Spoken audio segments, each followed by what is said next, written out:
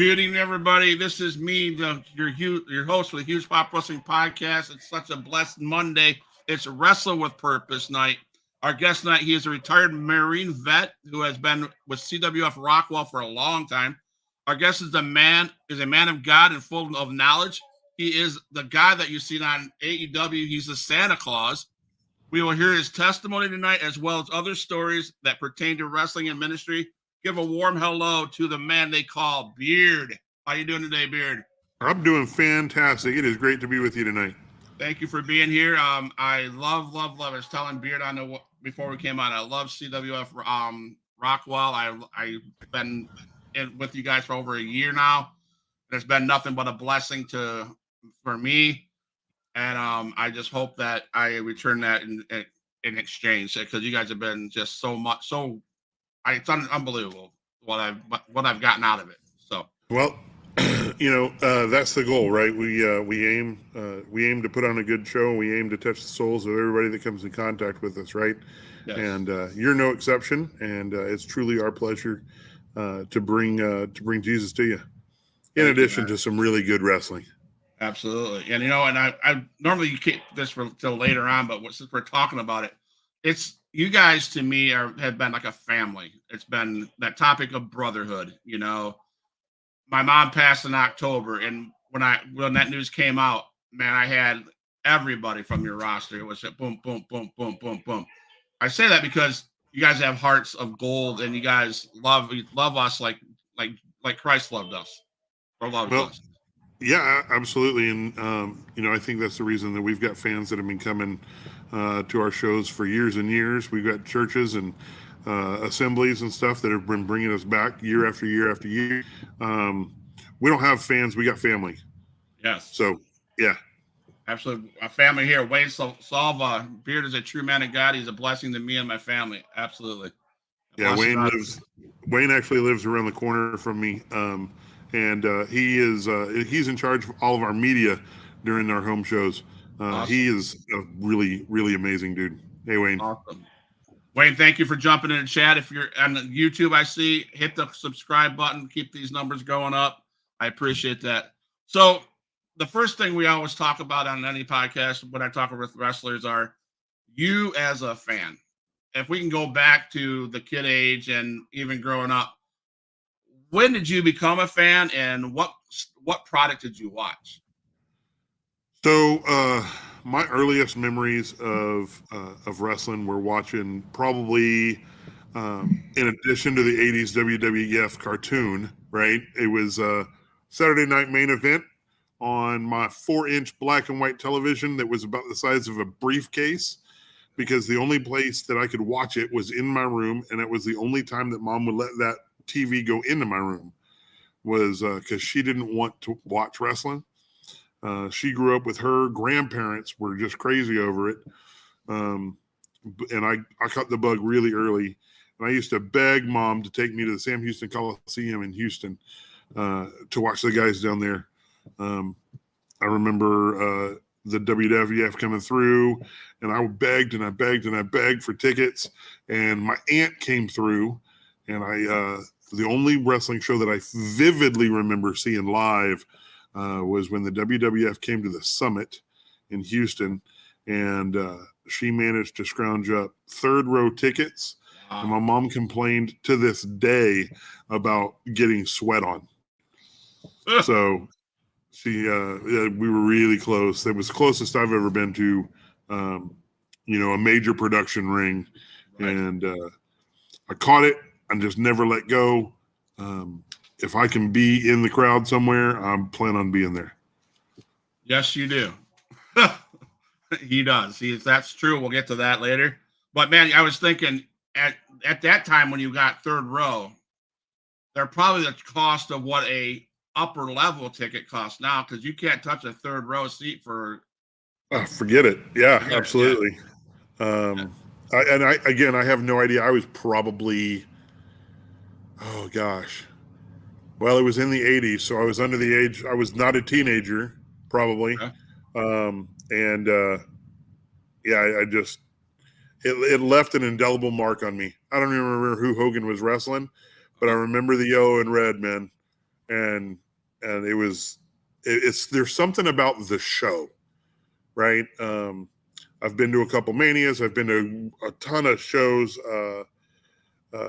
live production shows, and there's something about the magic of the production that just gets you.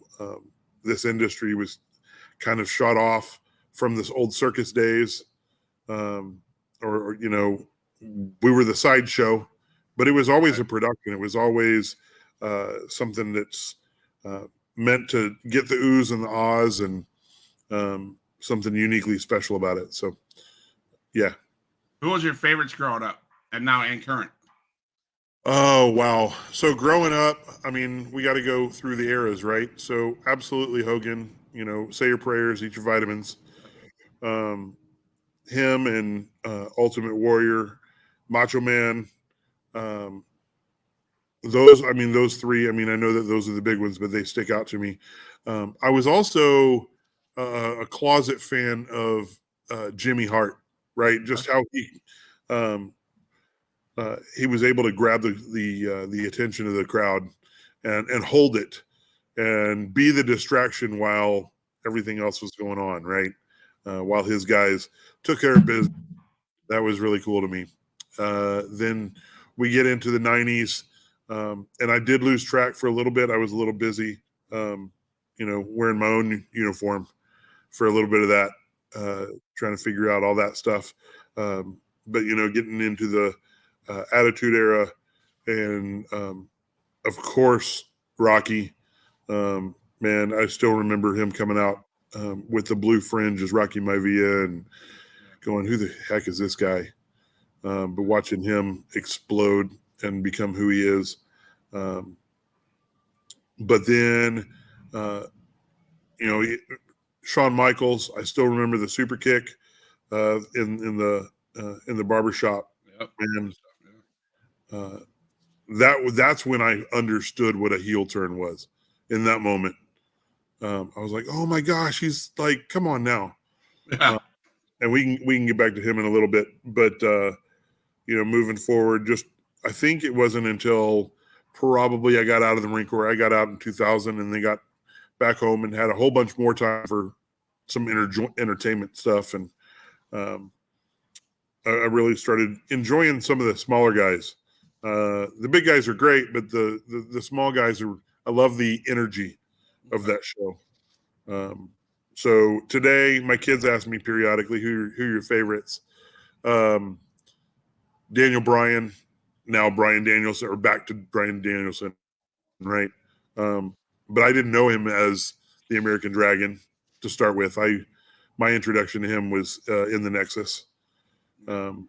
Watching him and Rey Mysterio, of course, just because growing up, I was always the small guy. Right. I wasn't ever the big guy, so I was able to relate to those guys a little bit more. Shawn Michaels is still one of my favorites. I love watching AJ Styles wrestle.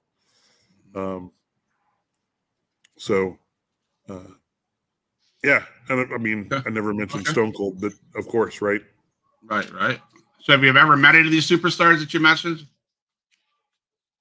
Not in person, not these guys. And so what I have loved is getting to know some of the other guys. I've gotten a chance to meet Caprice Coleman, right? And you want to talk about a stand-up dude. Caprice is unreal. I love that guy. And then I've got to get the pleasure of being in the ring with Gunner and with Lodi and some of the guys who have come through CWF now.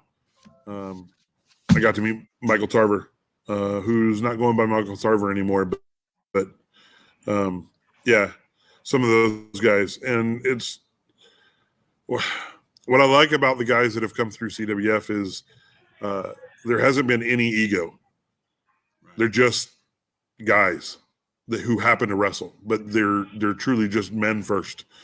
I was starstruck in the beginning, and I'm sure that there could be some guys that come through that I'd be starstruck with. But I love the fact that we get so caught up in the entertainment portion of it that we forget that they're men. Right. And I've really enjoyed getting to know some of those guys just as men. Yeah. Caprice Coleman's going to be on next week, so that's going to be a fun one. Oh, is he? Oh, yeah. He's unreal. I love him. So I want to say, first of all, I want to say thank you for your service. So I know there was one event that is regarding your service. I was told this over Christmas break when you went back to San Diego to a friend's Marine graduation for basic training. It had been 25 years since had been back through basic training, and and I know that you talked about the flood of emotions that was brought back. That's a pretty big deal. Going back to that, you haven't been in 25 years. Can you explain that? Yeah. So on December 19th of last month, my wife and daughter and I went out there. A friend of the family, their daughter was graduating Marine Corps boot camp, and before she shipped out, she said, "Hey, I'd really appreciate it if you guys could make it to graduation." And I didn't know it at the time, but apparently our relationship was a big, one of her big deciding factors into heading towards the Corps. She had gone through Army ROTC, but when it came time to choose, she had chosen the Marine Corps. And so that was December 19th, of 2023.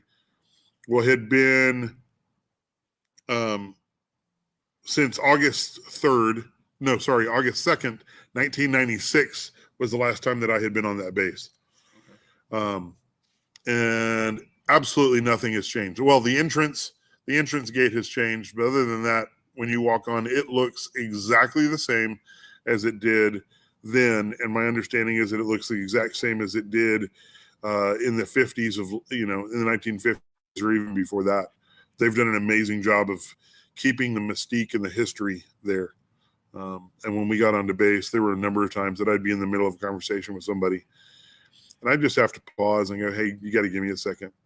And I'd turn around and I'd walk away, 5 or so paces, just to be able to regain my bearing, because something would happen in the distance, or I'd see something, or I'd smell something, or whatever, and it was just a slew of emotions, none of them bad, but all of them at once.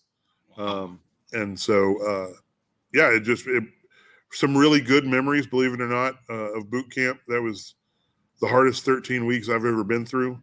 But I never thought I'd say that, honestly, that it was some of the best memories. But you go through adversity like that and you come out on the other side. I came out a completely different guy.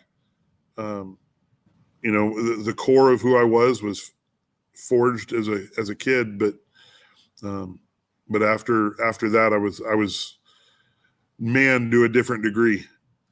And so going back and visiting that was really, really cool. Awesome, man. So what's your opinions on the state of wrestling today as far as the product that goes? And oh, wow.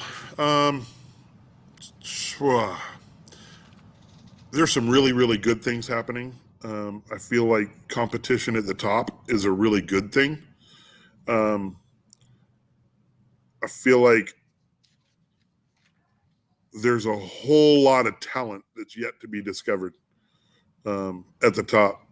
There's not enough room at the top for all of the amazing wrestlers that we have. That's just the bottom line. I feel like we really have two major companies, right? Or two major promotions. We've got the WWE, which has several sub promotions in them. We've got the AEW / Ring of Honor, Nick Khan world, with several promotions, and they're working hand in hand with New Japan and whatnot. I feel like one company is doing a really good job with showing us the wrestling. And I feel like the other company is doing us a really good job most of the time with storytelling. If either one of them could get both of those things down, correct. I think that they'd be unstoppable. Right. But I'm a huge fan of long-term story time, right? Um, and that's hard to do. That's really hard to do.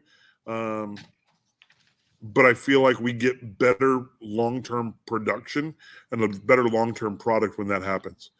In the Christian Wrestling Federation, we're in a unique spot that we have a bunch of road shows with people that don't know our long-term storyline, and so with those shows, our storyline is 90 minutes, right? 90 minutes to 2 hours, and we got to get in, tell the entire story, and get out in one show.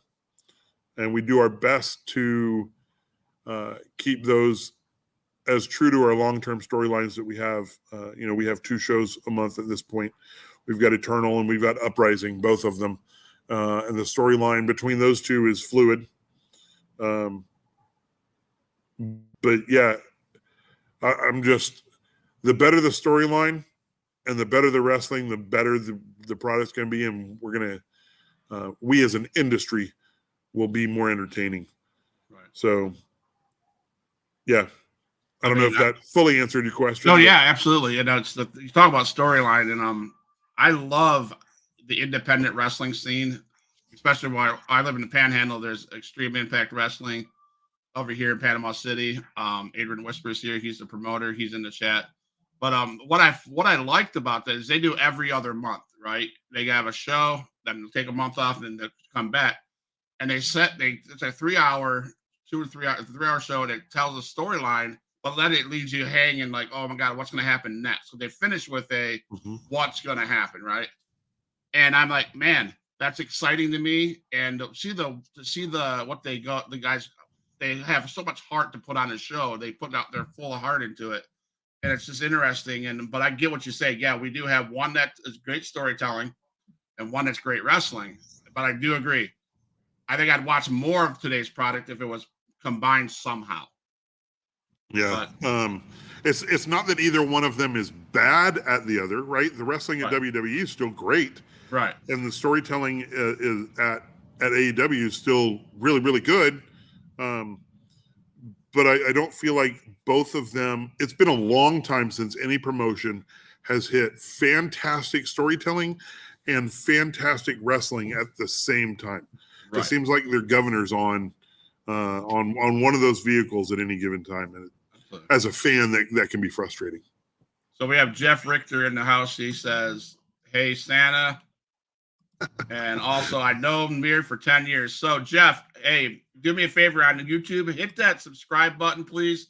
Let's build the channel. But, yes, Santa Claus. So we're going to get to that because, man, I seen it. I went, wow, what an experience you had at AEW show. And it went, I heard it went viral. So for this segment, I gotta.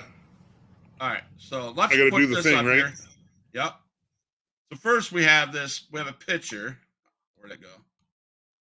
So we got this to show you guys. AEW Rampage taping captures the spirit of Christmas as Santa and Elf fans embrace. And our guest in the middle that we have on the show, Beard, is that guy in the middle getting hugged by the elf. Yeah. And if you don't believe me, that this is now, I'm not sure if it was the dancing you did at the show here or what, but you went viral, and it's pretty solid.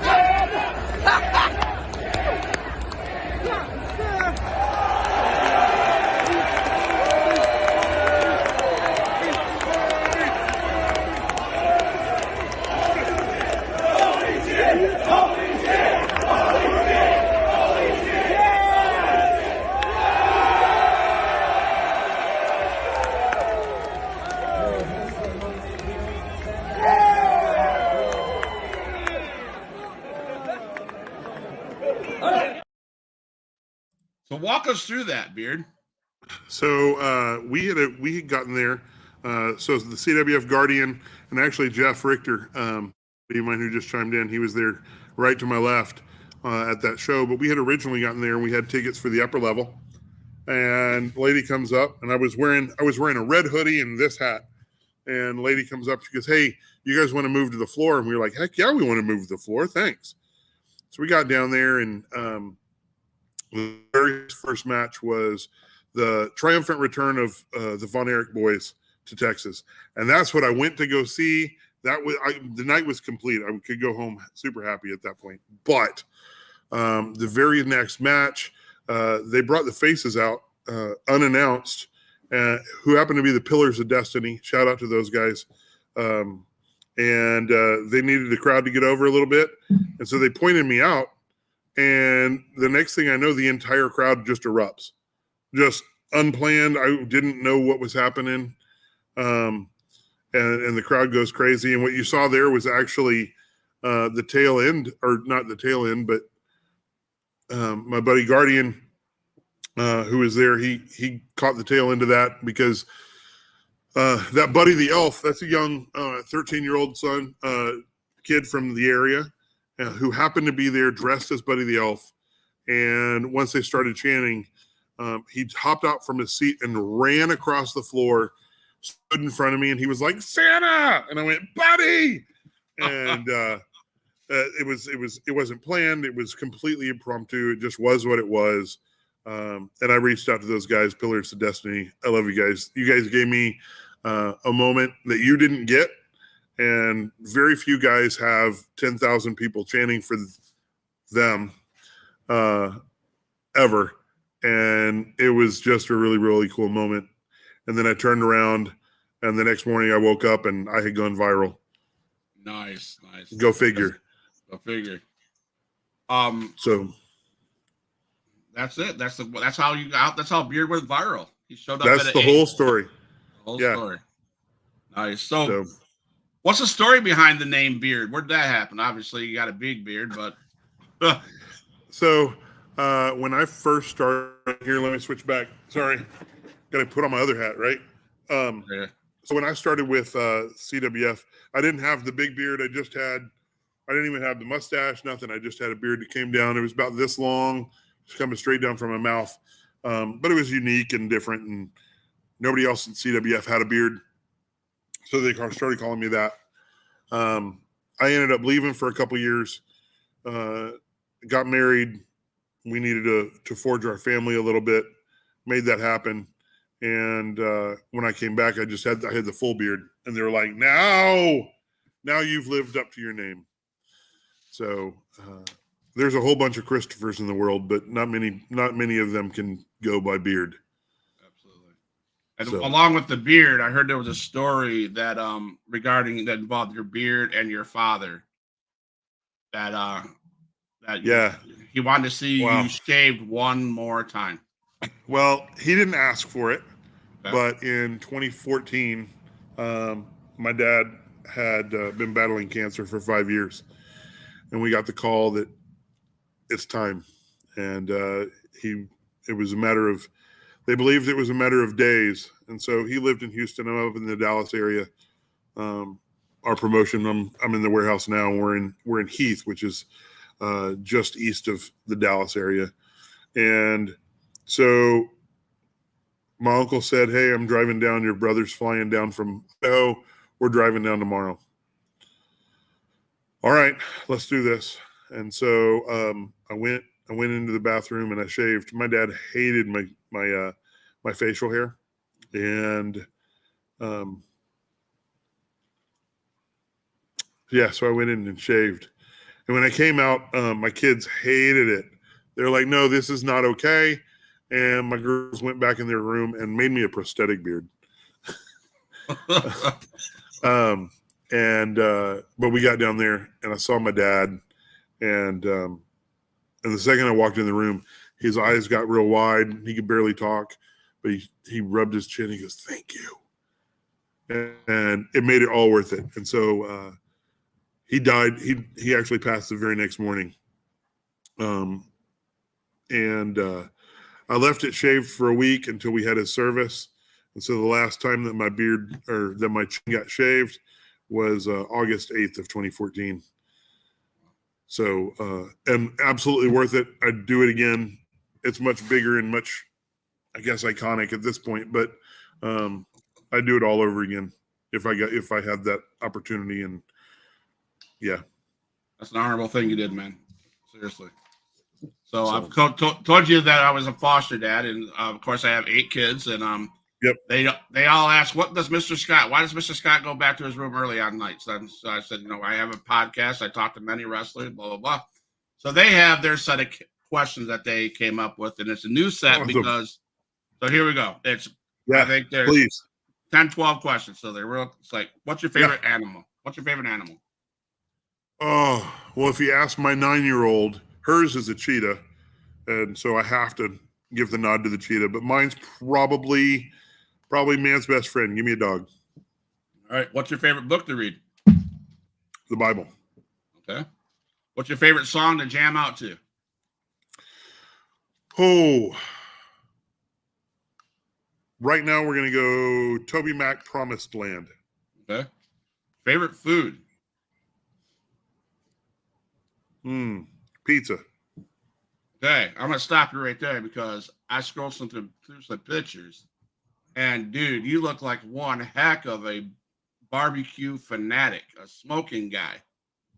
Holy cow. Yeah, I do. If you ask my friends what their favorite food that I make is, they're going to tell you my brisket. There's only one place locally that I prefer their brisket over mine. But I tell my kids all the time, it's hard for me to pick a favorite of anything, because it changes, right? There are very few of my favorites that don't shift and change. And I probably, let me dig into my bag of favorites and pull one out. Right.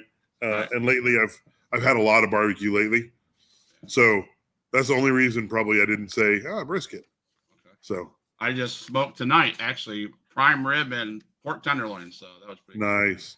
Yeah. It's a little cold right now to get out there and smoke as well. Right now, it's I think today. Well, right now it's 43 right now, but I think that's the hottest that it's been in the last 10 days here. So your favorite food is pizza. Now, does pineapple belong on pizza? Selectively, yes. Okay. Fried chicken or smoked chicken? Can I smoke it and then fry it? Sure. There you go. All right. Favorite sports team? The Texas A&M Aggies. Okay. I was hoping you didn't say that. Or the United States men's soccer team. Yeah. You watch NFL football? I do. I just watched the games yesterday. Matter of fact, my wife is from Kansas City, so I'd be in trouble if I didn't root for the Kansas City Chiefs, right? However, that's not the shirt that I have. I have an old Dallas Texans shirt. Gotcha. So My boys are the Detroit Lions. I'm a Michigan guy, so my guys. there you go. My guys won the NCAA, and I'm hoping they can get past San Francisco to go to the Super Bowl, but we'll see. What's your favorite hobby? Oh, wow. I'm absolutely a nerd. So it's either Legos or it's tabletop games. Okay. So you probably don't play any video games, correct? Oh, I still play video games. Yes, sir.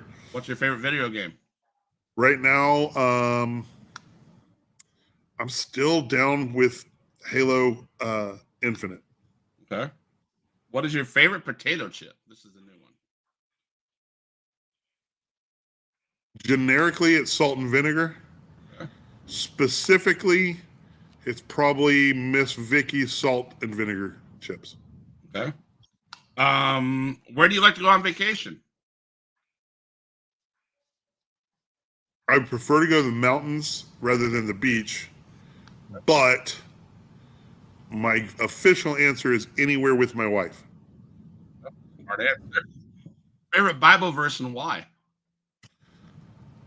Psalms 104. Enter his gates with thanksgiving, enter his courts with praise. I absolutely wholeheartedly believe that we were created for one purpose, and that's to be in community with our Lord. And it's really hard for me to even think about approaching him without just jubilation in my heart. even when I've screwed stuff up, he wants me to come to him as a kid. And I'll put it this way. When I get home, there's nothing better than when my kids are excited to see me. Right. And when they're little, they come running to you. Right. And that's how I want to enter the kingdom. Every single time I go to him, I want to enter like my kids are super excited to see their daddy. Absolutely. Favorite CWF theme song?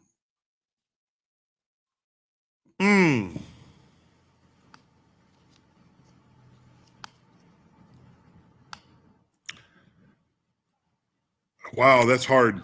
Bible Club's an easy answer, but I don't know that that's my favorite. We used to have a guy that came into some Andy Mineo track, and that was a really cool one. I've got a couple up my sleeve that I'm trying to get some guys to make a move to, and I'm going to keep those under wraps because I don't want to just give them away.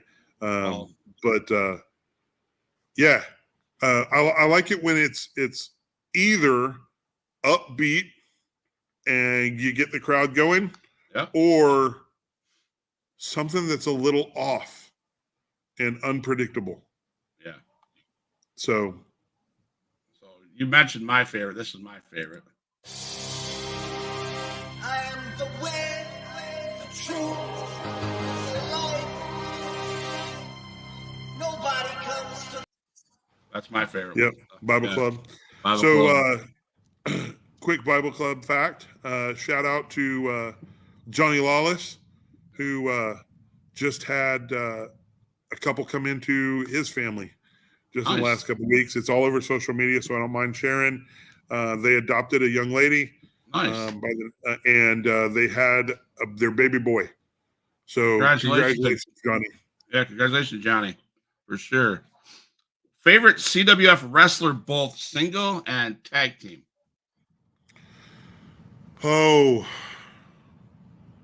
I'll put you on the spot there, guys. That's tough, just because, I've got really good relationships with a couple of them behind the scene. So tag team, I'll go ahead and go with Bible Club. But I'm going to caveat that with, I love seeing Luke 9 in there with him, right? Now that he's joined the fold. I love seeing that. Singles wrestler, just for what he brings to every single match he comes into, it's going to be Barrett Brown. Yeah, that was a fun interview too, as well. So you're a ring announcer, correct? I am, yes, sir. Awesome. So in your promo, you said you're going to tell us about what's behind the mic. What do you mean by that? Well, it's so my job is way different than the wrestler's job, right? The wrestler's job is to be in there and to tell the story. But if they don't get over with the crowd, right? If they're not in the front catching the attention, then they're not doing their job, right? They haven't been successful. And I tell everybody that comes in the door, my job is to help that happen. My job is to not get over, right? I don't care at the end of the day if anybody knows who Beard is. I care if they feel that I facilitated the show better, right? Did I help the wrestlers to get over with the fans? And did I help explain what needed to be explained?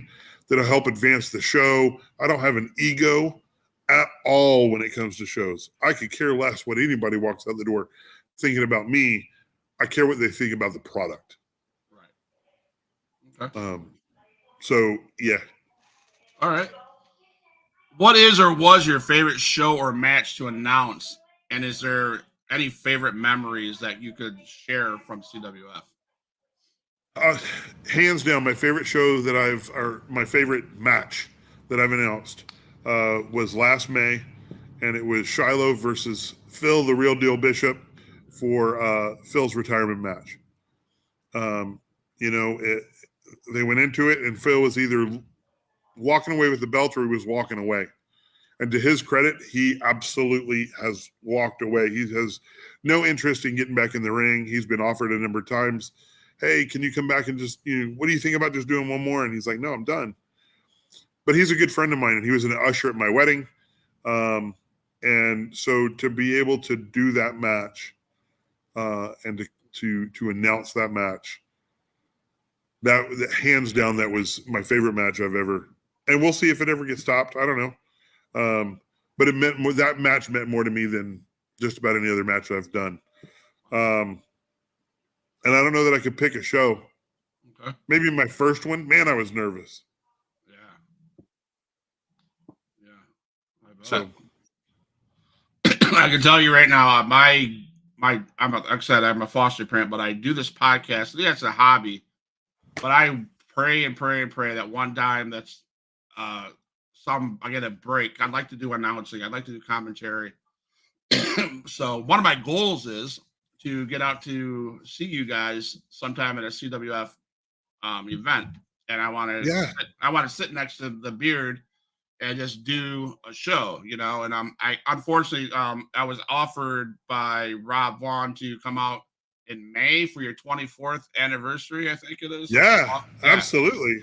Unfortunately, I have plans for that. My wife and I only get 28 days off a year, so our year starts July to July. So unfortunately, we already have January 2024 to July 2024 booked up with stuff. But my goal is from July 2024 to July 2025 is to get out and see you guys and hang out with you all. So that's one of my big goals. We got to either do that or we got to make it to Florida. Yes. How do you connect with the audience and enhance the overall atmosphere? What's that look like for you? Well, like I said, my job is my job, right? I have one job, and that job is to get the crowd engaged, right? To announce the wrestlers, to let the crowd know what's happening.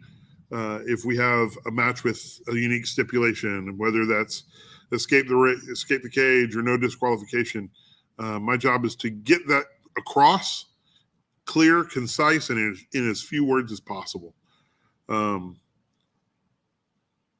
And so, I mean, one of the things that I do is I just get out there and, if the crowd's not hot enough, I'll let them know. I got no shame in saying, hey, look, guys, I thought you came for a show. You get to be part of this show. Right. So if you're not going to be part of this show, but come on with it.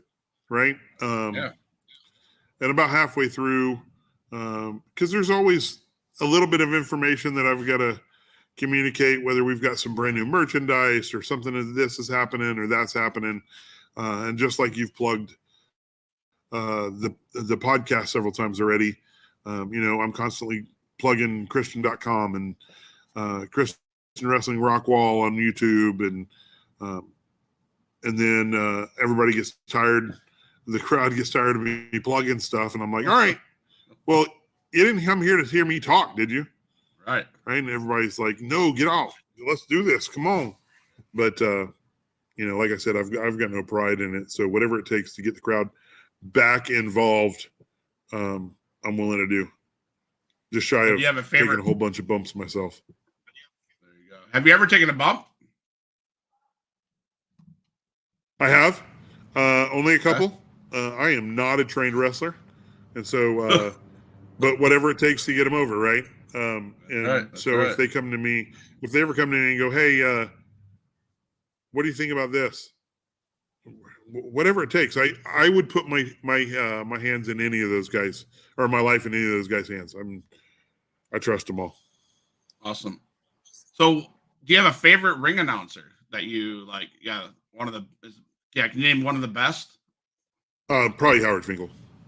Just he did it for so long, and he was iconic and whatnot. I mean, some of the guys, you got Justin Roberts and you got Lillian Garcia, and they were great, but they were no Howard Finkel.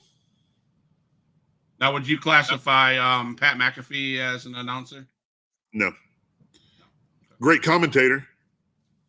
I do enjoy him on the microphone, but I would not say that he is an announcer. Okay. And I think that that's probably a really good distinction, right? Because when I tell people, hey, you do the whole wrestling thing, right? What do you do? Well, I'm the announcer. Oh, so you're the guy that I hear on TV? No, no. That's our commentators, right? And I'm the guy with the mic in the ring, telling you what's happening next. That's my job. So So you don't do any interviews then? I have done interviews, yes. Okay. And with our shows, if it's happening in the ring, I would say probably 90% of the time I do the interview, but I don't do the commentary. Okay. I say I don't. I have done commentary before. We'll have a guy that's out or whatever, and it makes sense for me to fill in. I've done it, but I'm nowhere near as good as that as I am being the hype guy in the ring. Nice. So I touched on the subject, but a twofold question: how important is brotherhood in wrestling, and how important is paying it back, even as a ring announcer? Well, I'll put it this way: from the wrestling perspective, those guys go in the ring and they literally put their hands in each other's lives. And so the more that you can trust that guy on the other end, the better the show's going to be, and the safer you're going to feel, and the better you're going to be able to perform. And who do I feel better? Who do I feel better about than my brother? Right? We have guys that come into the locker room all the time that say that our locker room is unlike any other locker room. There's a brotherhood that happens here that doesn't happen anywhere else. I can't say that I've been a whole lot of places, but I can tell you that there's something special here. And so, yeah, brotherhood is just in life. If you're a man and you don't have other guys that you're running with that you can count on, that's an absolute tragedy. I believe that we were created for community, and we're better because of it. And I would encourage anybody that's out there, if you don't have that community, reach out to me. I'll try and help you find something, because that's one of my core values is brotherhood among men. And we have that here. I have we have a thread. We have a text thread here at the CWF, and if I'm having a bad day, I can just say, "Hey guys, today sucks." I really could, for whatever reason. I don't even have to give them a reason. I could just say, "Hey, today sucks," and I'm going to get some prayers out of it, right? Some of the guys are just going to lift me up in prayer. But then there are other guys that I'm closer with that they're going to reach out to me one-on-one and go, "Hey, dude, what's happening? How can I help? Is there anything that I can do?" And I don't know other promotions well enough to know if that happens. I know that CWF West Texas has that. I know that CWF Carolinas has that. That's a core value that Rob has instilled in this ministry, and it's been there since day one. And you had a second half of that question. I don't remember what it's. Sorry. It was paying it back. When I think paying it back, getting to the ring early, getting to the place early, staying late, listening to what the legends have to say, etc. Life is what you make of it, and if you're not investing in whatever it is that you're doing, it doesn't have to be wrestling, right? I think that this transcends wrestling. But if you're not part of something bigger than yourself, then you're missing out on something. And when you find that thing, if you're not doing all that you can, and I'm not saying go out and sacrifice family life for it, right? You got to have a balance. Everybody's got a professional career. You got to have that in balance too, right? But if you find your passion, you'll gravitate towards it. Okay. And the guys that make it, and it doesn't matter what arena it is, the guys that make it are the guys that show up early and they leave late. You hear about all the time in any sport that, the great ones are there before the doors open or when the doors open, and they're the last ones out the door. They're the ones that are doing research and watching tape. They're the ones that are brainstorming and bringing ideas. Even when they get shot down 72,000 times in a row, they bring one more idea. Awesome. Good night, Dad. Have a good night. Love you, man. Thanks for coming in. So is there any one, I'll give you one, is there any funny locker room stories or road trip stories that you could share that happened? Well, occasionally my kids will come along, and I'll tell one road trip story. I think my daughter was 17 years old at the time. She might have been 18, but she brought her boyfriend at the time with her, and so it was just the three of us driving. It was about a 2-hour drive to go to the show. We get there, and I had already called the guys ahead of time and told them, hey, I'm bringing my daughter and her man with us. And when we got there, they let him know that she was my daughter, but she was their niece, right? And he really didn't know what to think of it. And they were just giving him a hard time the entire time. And 1 minute he was a great guy, and the next minute he was the worst enemy. And the next minute he was a great guy, and then the next minute he was the worst enemy. They accepted him, and at the same time, they shunned him, and it was good ribbon. It was wonderful, and the best part of it was my daughter recognized that they were loving on her. That's awesome. Right? But as guys will do, right? It was just locker room fiasco to that young man. There's a little bit of that I won't share, but it was good. That was actually the last road trip that we had with a Mr. Joshua Dawkins, who your fans may know now as Malik Blade on NXT. Okay, nice. So nice. So other than CWF, there's another ministry that you either helped start or you're still involved in. Can you talk? I think Cool Side Ministry or something like that. I don't know that one, but there is another one that I am severely actively engaged with, and that's a youth ministry called Camino de Cristo. Okay. DFW Camino de Cristo, and we do 3-day intense discipleship weekends. Okay. We have young men's weekends, we have young ladies weekends, and you go and you unplug, completely unplug from the world. We ask that you leave your phones and your watches and everything at home, and that's really, really hard, not just for kids but for adults, because the adult ministry that's kind of partnered with that is a ministry called Trace Davis, and I've been involved with those ministries since 2015. Okay. Not going to give it up anytime soon. It's phenomenal. Awesome. So you stepped away from CWF for a little bit. Mm-hmm. So what brought you? You've been with them for the last 3 years. What brought you back? Why'd you come back to CWF? Well, short answer is the Holy Spirit. The long answer is I don't even remember. It was probably in November timeframe 3 years ago. So November of 2020, and I was sick of staying home, and honestly, I missed my brothers.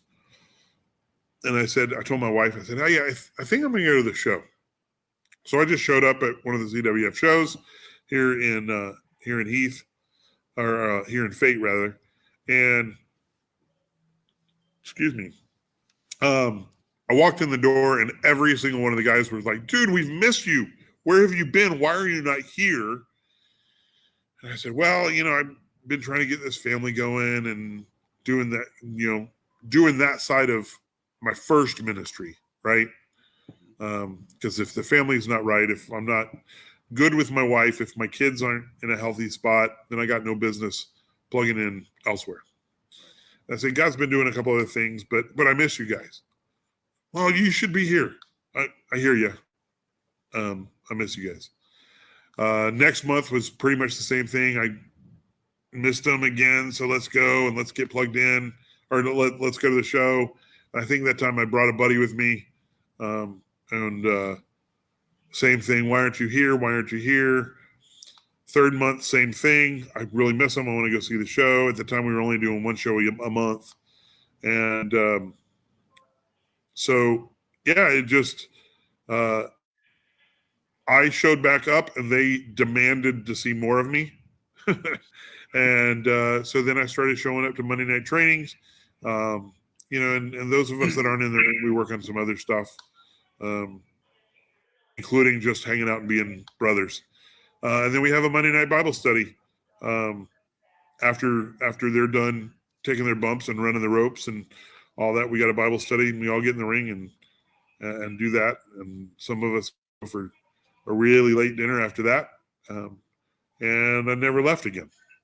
Awesome, man. Well, I'm glad you're back, man. I'm glad to be back. You have a locker room that loves you. I can tell you that. I've heard quotes of, man, he's a great man. He's darn near their CWF original. The locker room just would say that you have become a great spiritual leader, and to many of the guys, they speak volumes as a good friend. That's coming from a lot of your peers, a lot of your guys in the locker room. I want to tell you, I had to share that with you because for me, that speaks beyond brotherhood, beyond family, beyond love. I mean, so I want to say that to you, man. That means the world. Like I said, I've got no ego in this game, right? My job is to get all of them over. And I believe that goes beyond, for me and this brotherhood, the CWF, it goes beyond the ring. I wholeheartedly believe that my job is to get them over in life. Whatever I can do to get them to the next stage, or to help promote them in anything that they're doing. I'm a phone call away. And if I can give you the shirt off my back, there's sometimes that I'm tied up and I've got other commitments and I can't do something. But if I can, these guys have my all. Awesome. I know you have a Bible study coming up, but I have to ask, do you mind giving us a short version of your testimony?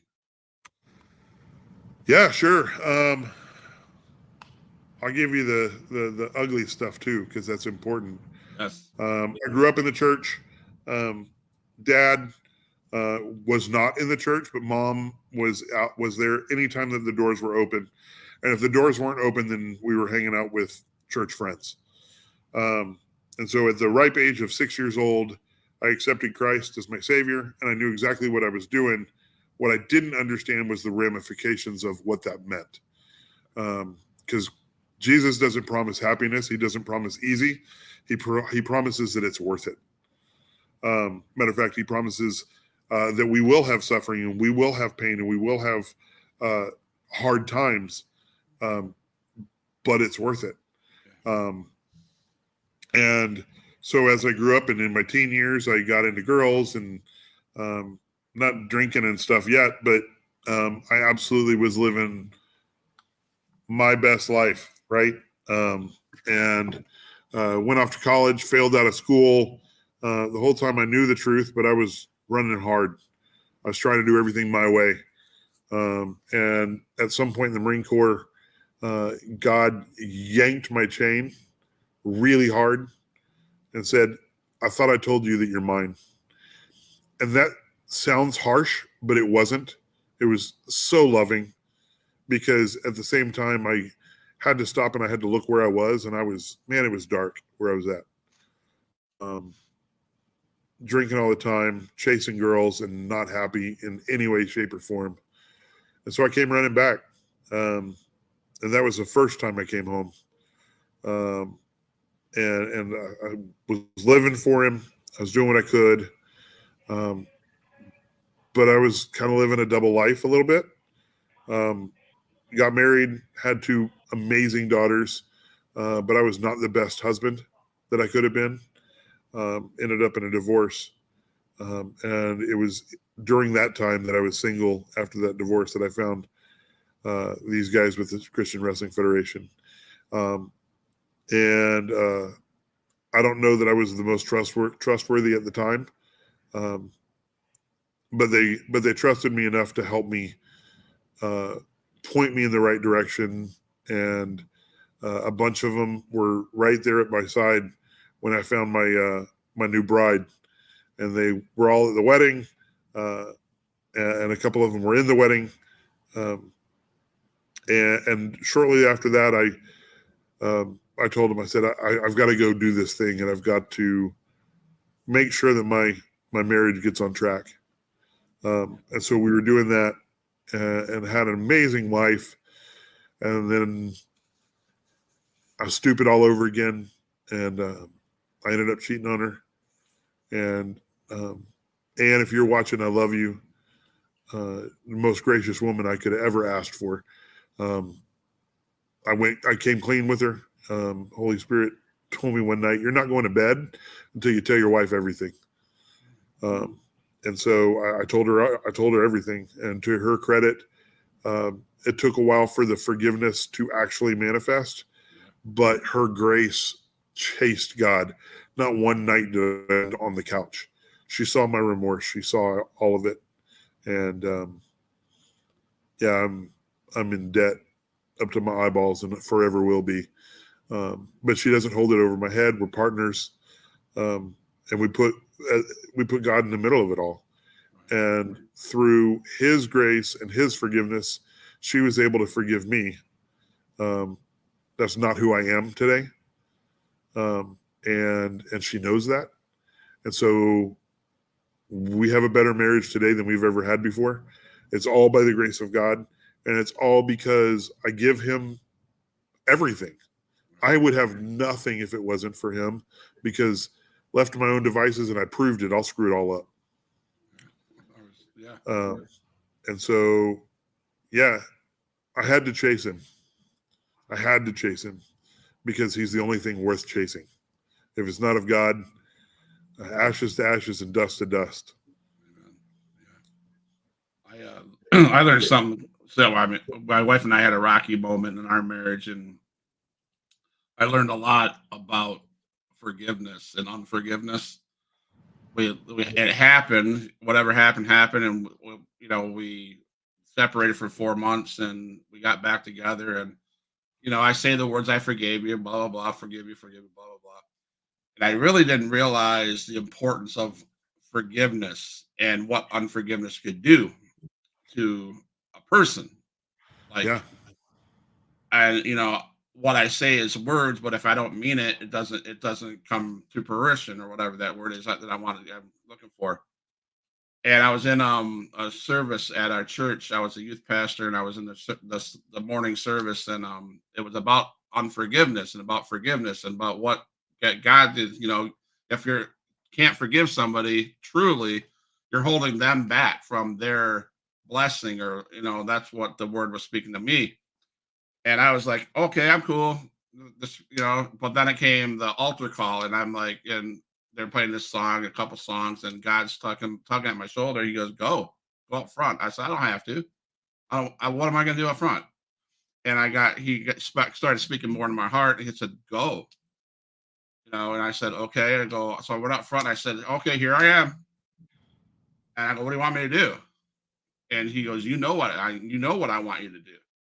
And immediately I dropped to my knees, like it was like the whole I fell. And he pointed out the fact that he goes, Scott, you have not forgiven your wife 100%, and you're holding her blessing back.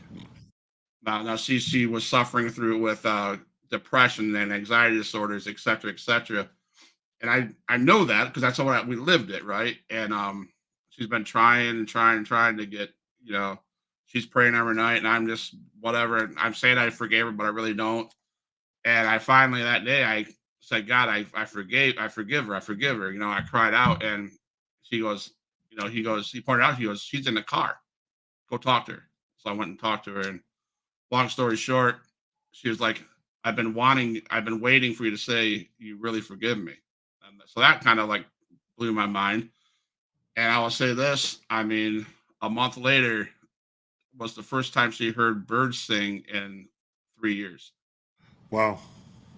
I'm like, Yeah. so I'm like, Yeah, it was 8 days ago. I was preaching to a whole bunch of ladies, young ladies at Camino de Cristo weekend, and we were talking about forgiveness. And you know, a lot of people don't know how to forgive or what that even looks like, right? So some people have, well, but he or they or she, they don't know what they did. Well, yeah, but you do. right. Well, I don't know how to forgive that. Okay, well, practically, you know, I go back to the Lord's Prayer. Forgive me my debts as I forgive those who are indebted to me, right? If I forgive my debtors. Yeah. And I just go back to that. And so when somebody says, well, I don't know how to forgive them, I just ask them, what do they owe you? What is it they owe you? Well, you know, growing up, my dad wasn't ever around. And at one point I just said, oh, Dad, you know, this is own personal to me, right? My dad owes me my childhood back, right? That was mine with my dad. He owes me my childhood back. Well, he can never give me my childhood back, right? Right. And so I can either choose to hang on to that debt that can never be paid, or I can forgive the debt. I can go into my ledger of all of my transactions and I can find that debt and I can strike it through and I can choose to forgive that debt. And so that's what forgiveness is to me, right? It's truly the forgiveness of debt. And, you know, I have this saying and it rubs some people the wrong way, but I'll stand by it. If you're demanding forgiveness, if you're demanding an apology, then you're not ready to forgive because that's the debt. Right. Yeah. If that's what they owe you is an apology, then that's the debt that you need to forgive. Yep. And it can be that simple. It's not easy, but simple. Absolutely. Wow. Man, Beard, man, it's been my pleasure to talk to you. I am so thankful that you came on here. I'm humbled by your stuff. Is there anything you'd like to say or share with the audience before I let you go, before I close the show? Two things. Number one, check us out with CWF, Christian Wrestling Federation. I love this ministry. I love this organization. And I stand by it every single time. We've come a long way. We've got a long way to go. Don't tune in expecting the WWE because that's not what you're going to get. But what you will get here that you won't get there is the love of Jesus. And the second thing is find your passion, find what it is that God created you to do, and chase it. And if you don't know what that is, ask those people that are closest to you. Good words. So, Huge Pop Wrestling fans, thank you for being part of this episode of Wrestling with Purpose. And a huge pop thank you for our guest, The Beard, for sharing your stories in the wrestling world. Plus, and thank you for loving Jesus and sharing your testimony. And I want to say, everybody, be blessed tonight. And Huge Pop is signing out. Don't go anywhere, Beard. I'm going to talk to you in the green room. Okay. Absolutely. All my dogs, make some noise up in this house.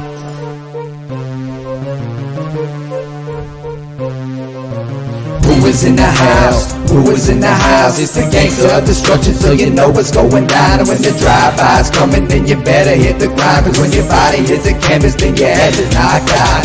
Who is in the house? Who is in the house? It's the gangster of destruction, so you know what's going down. And when the drive-by's coming, then you better hit the grind. Cause when your body hits the canvas, then your head is knocked out. Fight with Adrian Whisper is like a fight with the devil, because when he's dealing with you, you cannot get on this level. Fight with Adrian Whisper is like a fight with a king. It's like a fight with an army. They got the tanks and everything. He's leaving bruises and stitches, possibly leaving you crippled. Cause when he sets up the table and sends you straight through the middle. 6 sadistic free, beat that ass with a light bulb. Leave a piece of glass embedded in the back of your skull.